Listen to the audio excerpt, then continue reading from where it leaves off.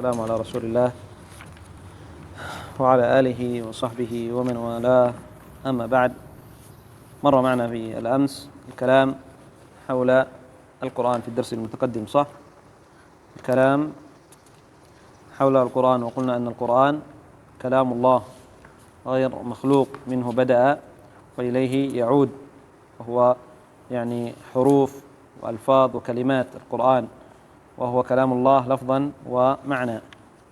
وتقدم معنا أن بعض أهل البدع قد أنكر كلام الله، وقال أن ليس أنكر يعني أن من صفات الله الكلام، وقال هي مخلوقة، وأن القرآن كذلك قال القرآن مخلوق. منهم من قال أن القرآن مخلوق، هذا كلام باطل بل كفر. من قال بأن القرآن مخلوق فهو كافر، كما جاء عن جمع من الأئمة. قال الإمام أحمد رحمه الله تعالى: من قال القرآن مخلوق فهو كافر، ومن قال لفظي بالقرآن مخلوق فهو أيضا كافر. فالقرآن كلام الله، والله عز وجل قال دليل على أن القرآن كلام الله: أن أحد من المشركين استجارك فأجره حتى يسمع كلام الله. وأيضا توعد الله من قال أن القرآن مخلوق، وقال أن القرآن مخلوق يعني معناه أنه من قول البشر مخلوق، إن هذا إلا كما قال يعني الوليد بن قال إن هذا إلا قول البشر. قال الله عز وجل: سأصليه سقر. من قال أن القرآن مخلوق وأنه يعني من قول البشر فتوعده الله عز وجل بأن يصليه سقر. وتقدم معنا أيضا أن المؤمنين يرون الله عز وجل، يرون ربهم يوم القيامة، ويرونه بعد دخول الجنة، والرؤية ثابتة بالكتاب والسنة وإجماع السلف، كما تقدم معنا قول الله عز وجل: وجوه يومئذ ناظرة إلى ربها ناظرة. وقال الله عز وجل: للذين أحسنوا الحسنى والزيادة. جاء عن النبي صلى الله عليه وسلم أنه فسر الزيادة بالنظر إلى وجهه، النبي صلى الله عليه وسلم فسر الزيادة بالنظر إلى وجه الله عز وجل. جاء عن حديث يعني النبي صلى الله عليه وسلم قال: إنكم سترون ربكم كما ترون القمر ليلة البدر لا تضامون في رؤيته، لا تضامون في رؤيته. ثم قال المؤلف رحمه الله تعالى: فصل في الإيمان بالقدر. ومن صفات الله تعالى أنه الفعال لما يريد، لا يكون شيء إلا بإرادته، ولا يخرج شيء عن مشيئته، وليس في العالم شيء يخرج عن تقديره، ولا يصدر إلا عن تدبيره. هذا ذكر المؤلف رحمه الله تعالى ما يتعلق بالقضاء والقدر، ما يتعلق بالإيمان بالقدر، الإيمان بالقدر. ويعني هذا من مسائل القدر، كذلك مسائل القرآن ومسألة كلام الله يذكرها يعني يذكرها العلماء في كتب العقيدة، لأن هناك من خالف من أهل البدع مسألة القرآن أنه كلام الله، مع أن من صفات الله كلام الله خلاص. لماذا ذكروا القرآن؟ لأن من هناك من أهل البدع من يقول أن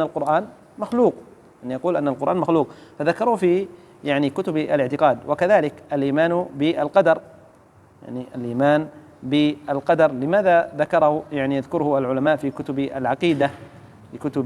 العقيدة؟ لأن هناك من خالف في مسألة الإيمان بالقدر، كما سيأتي معنا الجبرية والقدرية. فمن صفات الله تعالى أنه فعال لما يريد، أن ربك فعال لما يريد، كما أيضا في سورة البروج: فعال لما يريد، وهو الغفور الودود العرش المجيد، فعال لما يريد، ما أراده الله عز وجل كان. قال: لا يكون شيء. هذا يعني مسألة الإيمان بالقدر، بالقضاء والقدر، فيها يعني مسائل. الأولى أن القضاء والقدر كلاهما بمعنى واحد، وقال بعض العلماء يفرق، لكن نحن يعني نفهم هذا، أن القضاء والقدر بمعنى واحد، كلاهما شيء واحد لا ينفك يعني أحدهما عن الآخر. والمسألة الثانية من مسائل القدر أنه أجمع أهل السنة على أن القدر خيره وشره من الله، وأن تؤمن بالقدر خيره وشره، القدر خيره وشره من الله عز وجل. المسألة الثالثة قال شيخ الإسلام ابن تيمية رحمه الله: اتفق المسلمون وسائر أهل الملل على أن الله على كل شيء قدير، على أن الله على كل شيء قدير.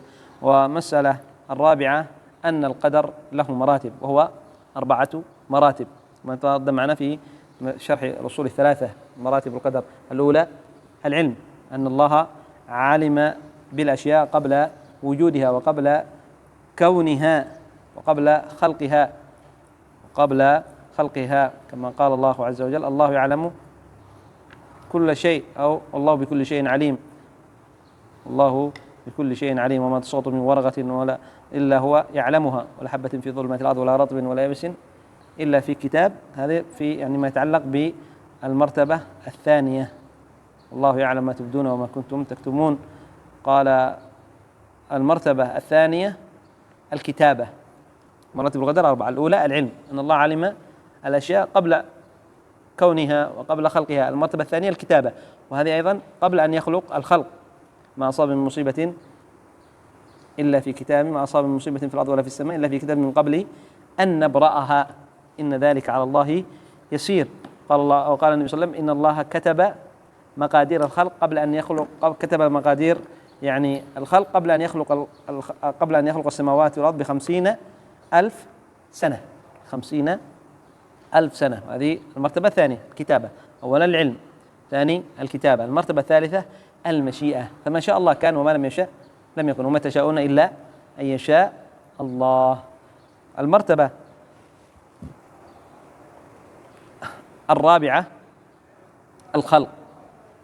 المرتبة الرابعة الخلق، الله خالق كل شيء، ويعني الله عز وجل خلق العباد وخلق أعمالهم. والله خلقكم وما تعملون، الله خلقكم وما تعملون. المسألة الخامسة من مسائل القدر أن الإرادة على نوعين.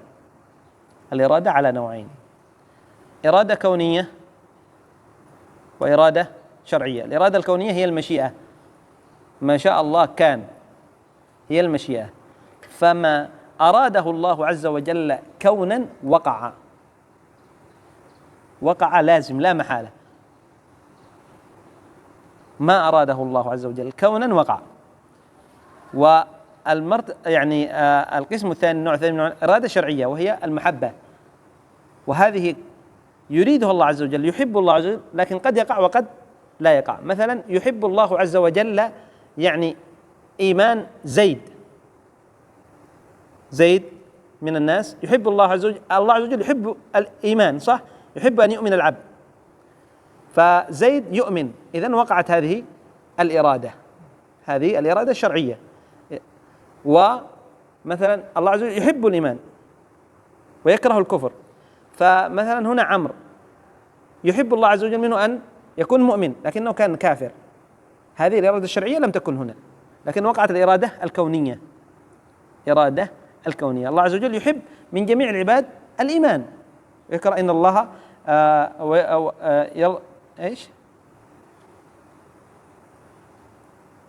ولا يرضى لعباده الكفر، صح؟ ولا يرضى لعباده الكفر، أي أن الله عز وجل يرضى لعباده أن يكونوا مؤمنين. فإذا كفر أبي لهب أراده الله عز وجل كونا، ولكن لم يريده شرعا، لأن الله لا يحب الكفر ولا يرضى الكفر. إيمان أبي بكر أراده الله عز وجل كونا وشرعا، لأن الله يحب. فهمتم؟ إذن الإرادة الشرعية هذا الشيء الذي يحبه الله عز وجل، قد يحصل وقد لا يحصل. أما الإرادة الكونية وهي المشيئة، فهذه لابد أن تقع، ولكن قد يحبها الله وقد لا يحبها. الإرادة الكونية قد يحبها الله وقد لا يحبها، مثل كفر الكافر لا يحبه الله لكنه يقع لأن الله أراده كونا. أما الإرادة الشرعية فهي يحبها الله لكن قد تقع وقد لا تقع، قد تقع مثل إيمان أبي بكر، وقد لا تقع مثل إيمان أبي لهب. هل وقع؟ لا، لم يقع، مع أن الله يحب الإيمان. هذا هو فرق بين أولا الإرادة على نوعين: إرادة كونية وإرادة شرعية.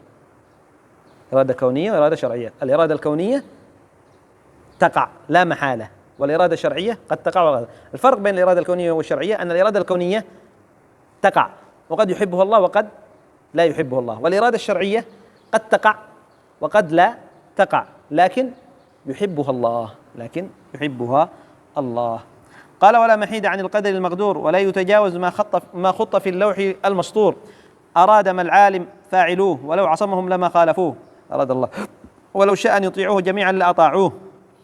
خلق الخلق وأفعالهم وقدر أرزاقهم وأجالهم، يهدي من يشاء برحمته ويضل من يشاء بحكمته. قال تعالى: لا يسأل عما يفعل وهم يسألون. قال تعالى: إن كل شيء خلقناه بقدر. وقال تعالى: وخلق كل شيء فقدره تقديرا. وقال تعالى: وما أصاب من مصيبة في الأرض ولا في أنفسكم إلا في كتاب من قبل أن نبرأها. وقال تعالى: فمن يريد الله أن يهديه يشرح صدره للإسلام ومن يريد أن يضله يجعل صدره ضيقا حرجا كأنما يصعد في السماء.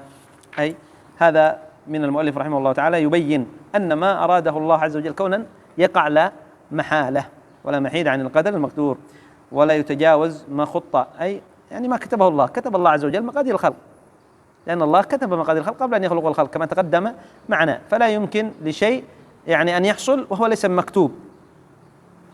فكل ما يقع هو مكتوب في اللوح المحفوظ فيما كتبه الله عز وجل. فإن الله عز وجل هو ما خلق القلم، ما خلق القلم قال له اكتب فجرى في تلك الساعة بما هو كائن إلى يوم القيامة، يعني كتب القلم ما هو كائن إلى يوم القيامة بأمر الله عز وجل. الله عز وجل كتب. قال: أراد ما العالم فاعلوه. الله عز وجل لا يمكن لشيء أن يحصل في ملكوت الله عز وجل وفي خلق الله عز وجل والله عز وجل لا يريده. مفهوم؟ لا يمكن.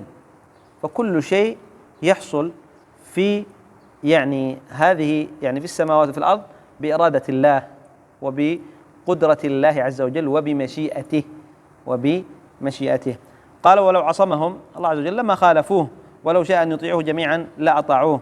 والآية التي في سورة يونس ايش يقول الله عز وجل في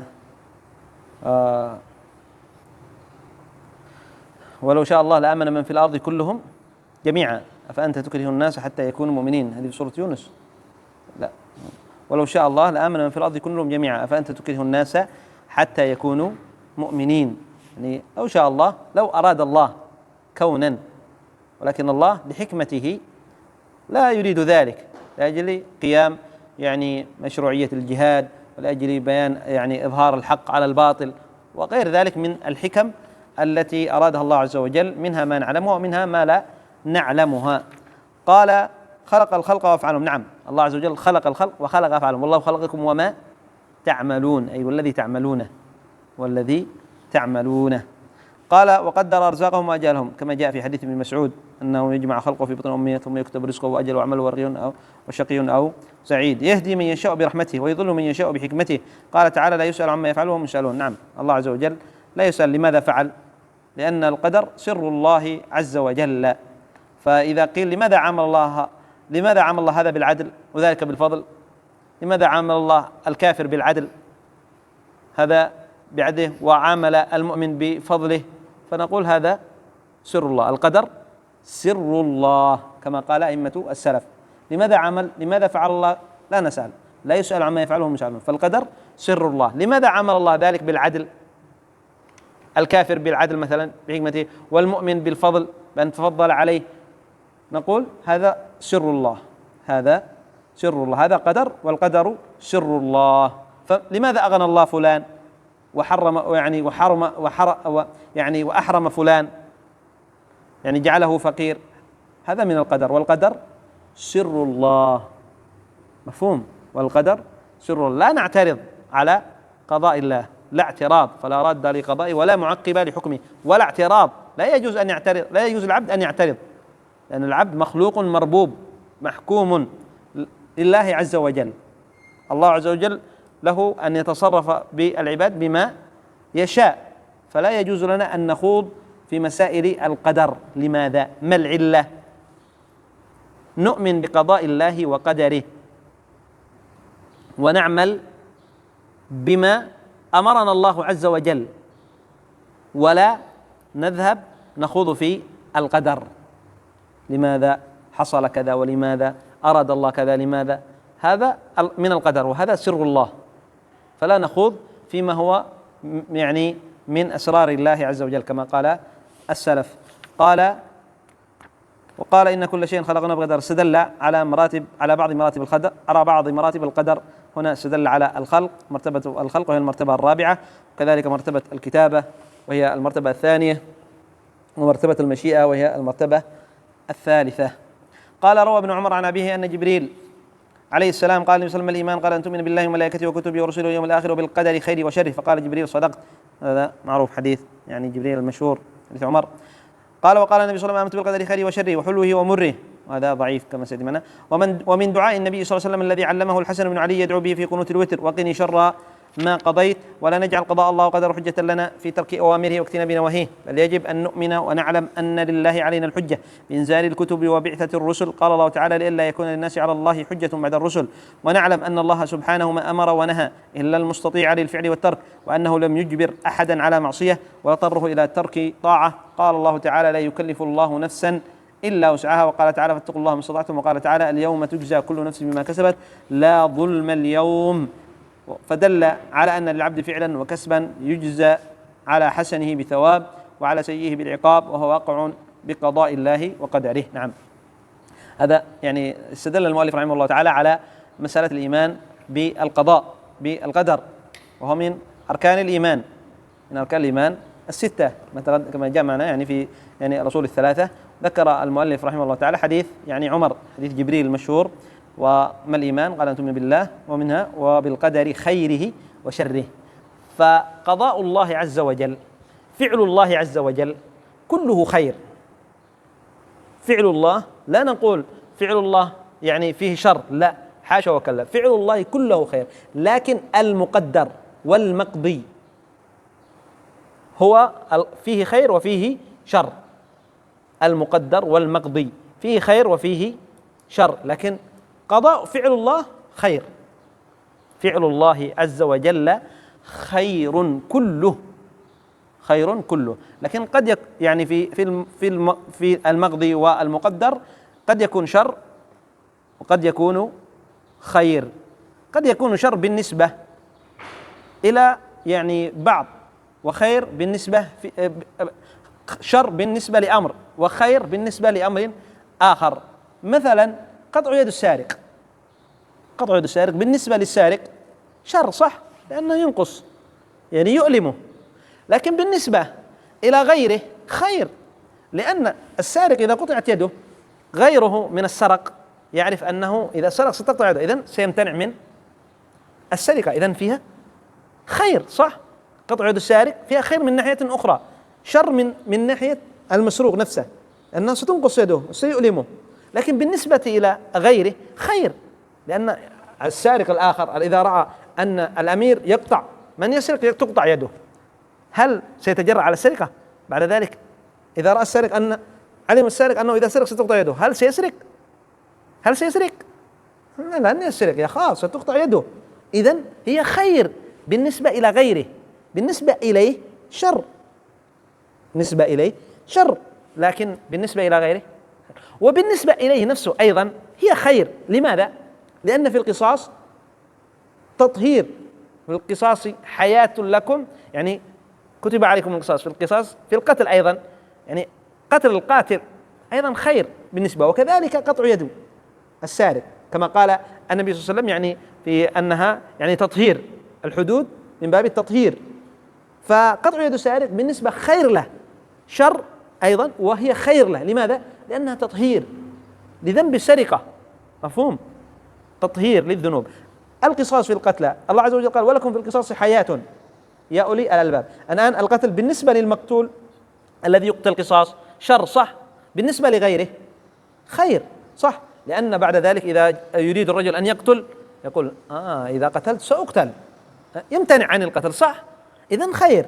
وأيضا بالنسبة للمقتول هذا الذي أقيم عليه القصاص خير، لأن القصاص تطهير، مفهوم؟ ما فهمتم معنى تطهير؟ تطهير لذنبه، تطهير لذنبه الذي وقع فيه وهو القتل. وكذلك يعني غير ذلك من يعني مسائل القصاص والحدود. قال وقال النبي صلى الله عليه وسلم آمنت بالقدر، هذا حديث ضعيف لا يصح عن النبي صلى الله عليه وسلم. قال من دعاء النبي صلى الله عليه وسلم أنه كان يقول وقني شر ما قضيت، هذا صحيح. فالنبي صلى الله عليه وسلم ماذا في الدعاء؟ قال وقني شر ما قضيت، ليس قضاؤه خير، لم يقل وقني شر قضاؤك، لا، هذا لا يعني لا يصلح، لأن قضاء الله كله خير، إنما المقضي وقني شر ما قضيت، فالمقضي والمقدر هو الذي يكون فيه الشر. أما فعل الله هذا لابد، فعل الله كله خير، هذا الذي يعتقده المسلم، فعل الله كله خير، لكن المقدر والمقضي منه ما يكون خير ومنه ما يكون شر، والشر بالنسبة لا يكون شر من جميع الوجوه. قد يقول قائل يعني مثلا إبليس، خلق إبليس شر، ما هو الخير في خلق إبليس؟ ما هو الخير في خلق إبليس؟ ولا قال العلماء في خلقه خير، إقامة يعني مثلا الحدود، إقامة شعيرة الجهاد، إقامة إرسال الرسل، يعني أرسل الله عز وجل الرسل وإنزال الكتب، هذه كلها خير. فإذا ليس في خلق إبليس شر، لا، خلق ليس فيما هو مقدر وما هو مقضي شر محض، لا، إنما يكون بالنسبة، إنما يكون بالنسبة. قال ولا نجعل، هذا لابد أن نفهمه الآن الذي هو أكثر، ولا نجعل قضاء الله وقدره حجة لنا في ترك أوامره واجتناب نواهيه، إلى آخر ما قال المؤلف. هذه مسألة الاحتجاج بالقدر. مثلا الآن الرجل لا يصلي، تارك الصلاة، يقول له يا عبد الله صلي، يقول قدر الله علي، قضى الله علي أني لا أصلي، هل هذا صحيح؟ ليس صحيح. يا عبد الله لا تحلق لحيتك، قال هذا قضاء الله، قضى الله علي وقضى أني أحلق لحيتي، هل هذا صحيح؟ لا، ليس بصحيح. لماذا؟ الرجل إذا جئت إليه تقول له يا عبد الله صلي، يقول قضاء الله وقدر أني لا أصلي، مكتوب علي أني لا أصلي، خلاص اصبر عندك، أنا سآتي بالسكين وأذبحك الآن. لا، ما سأذبحك، يعني إذا ذبحته سيموت، لا، سآتي بالسكين سأقطع يدك. يقول لا، هذا قضاء الله، قضى الله أني آتي بالسكين وأقطع يدك، لماذا تقول هنا لم يقدر الله علي؟ يقول لا، أنا سأدافع عن نفسي هنا. إذن أنت ليس هذا، إذا لماذا تركت الصلاة؟ أنت تستطيع أن تذهب إلى الصلاة تصلي، يقول نعم عندي أرجل، عنده أرجل يستطيع أن يذهب يصلي، لماذا لا تقول إذا أنا أتيت سأقطع يدك؟ لماذا لا تقول خلاص أنا هذا قضاء الله وقدره؟ أو مثلا أتيت سرقت مالك وذهبت، لماذا لا تقول خلاص هذا قضاء الله، سرق مالي، أنا أمامك، السارق أمامك، هذا قضاء الله، لماذا لا تقول ستذهب بعده مباشرة تأخذ؟ صح؟ أنت تستطيع هذا، صح؟ إذن في مسألة الصلاة تستطيع، لماذا لا تذهب؟ هل هو لا يستطيع أن يذهب إلى المسجد؟ هل هو الذي يقول أنا هذا قضاء الله هو لا يستطيع أن يذهب أو يستطيع؟